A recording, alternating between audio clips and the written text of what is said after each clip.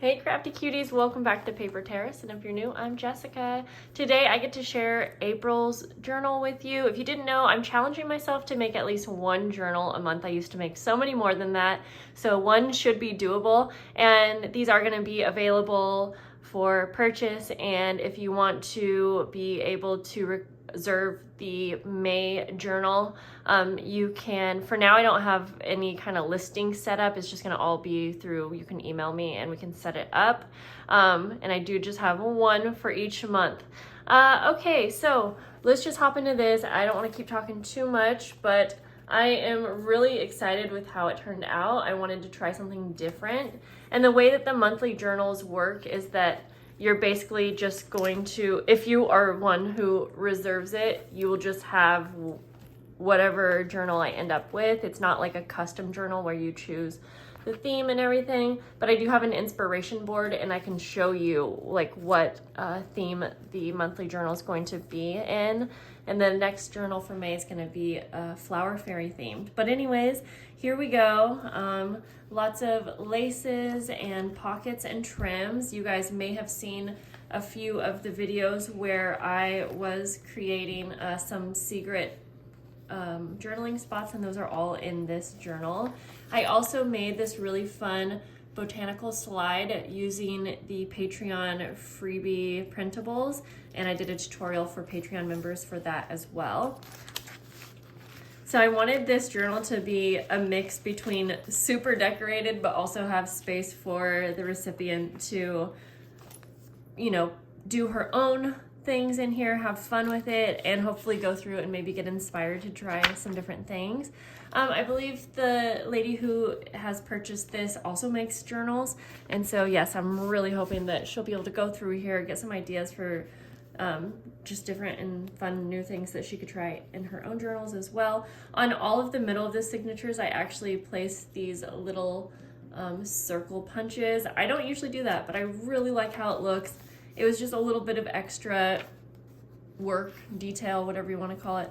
We have a pocket here, and then this is a top-loading book page pocket. I think there's still lots of room for her to add if she wants to add pictures, if she wants to do journaling, if she wants to just make different things and put them in here. Like I gave her one of these, I think I called it Botanical slide, I don't remember, but I didn't really finish it. It's just kind of the beginning, so hopefully something like that will maybe give her some ideas.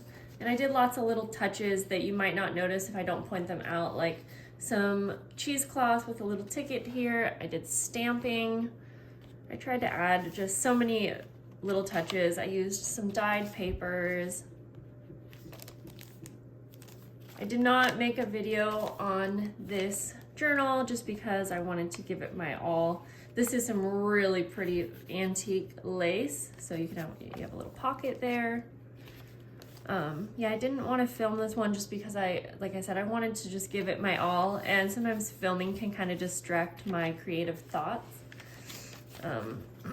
We have double pockets here. In fact, I made a video on some of these page ideas as well. This is just a little secret tag journaling spot. It flips open. Little bags, pockets, and other little glassine collaged bags. I will say it was a little tricky to bind this one because of this fun cutout that I already showed you.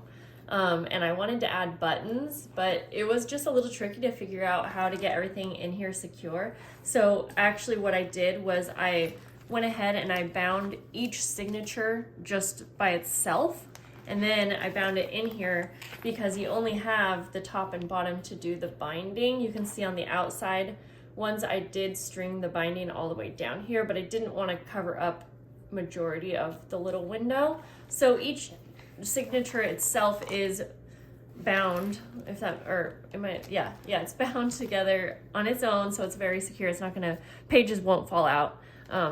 Yeah, over here we have a fun little secret pullout, or hidden pullout, I guess, if you want to call it that.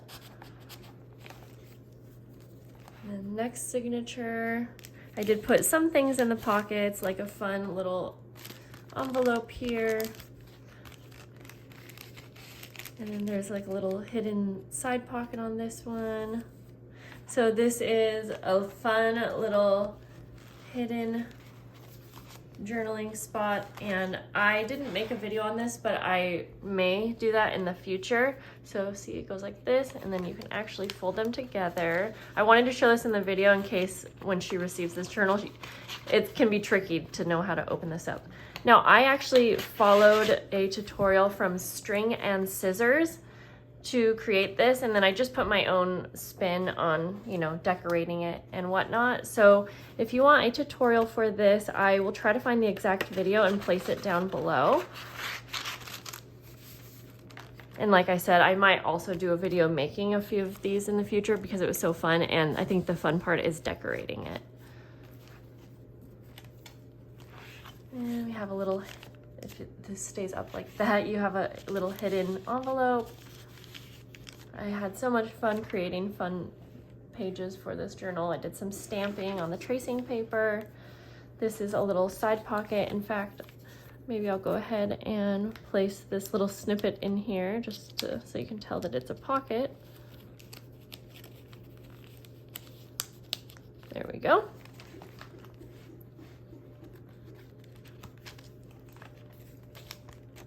I think there's 5 signatures. I did some more stamping here.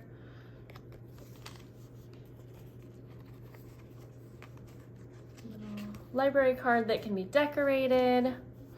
And this is some wallpaper. So lots of different little textures and things in here too. This is just a little doily that I sewed on the side with some cheesecloth, a little label. I did a little bit of stenciling on this page. You could tuck something underneath here if it was like a thin piece of paper. And then on this glassine bag, you have the side pocket, but there's also an adhesive clear pocket here. So it's just a small one, but perfect for a tag that you could do journaling, or you could stick something else in there that was small. We have a little vintage looking pocket. I added some butterfly stickers. I don't like to go overboard with stickers, but I thought those were pretty fun. And on here, this is a frame. So you can go ahead and just slide something. This is my to-do list, but that's okay. You get the point, I think. I was trying to see if I had something to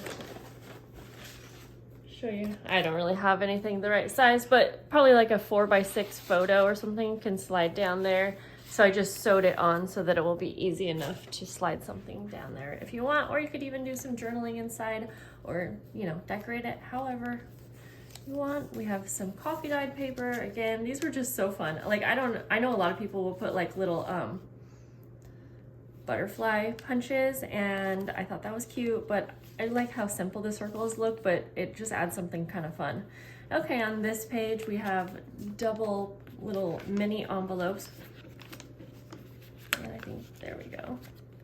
And I just added some little labels, so you could just maybe label what you're gonna put in here, or again, maybe put the date, something like that. Another little glassine pocket with a really pretty, I don't know if you can see, this is embossed, but such a pretty tag. So I just stuck that in there. And then we have just a regular pocket that has a little hidden side pocket. And then we get to the end, and I have an embossed treat bag here. If you can see, there's little hearts on it. And I just added some extra goodies in here. And then this one does have the, what do you call that? Metal corner protectors.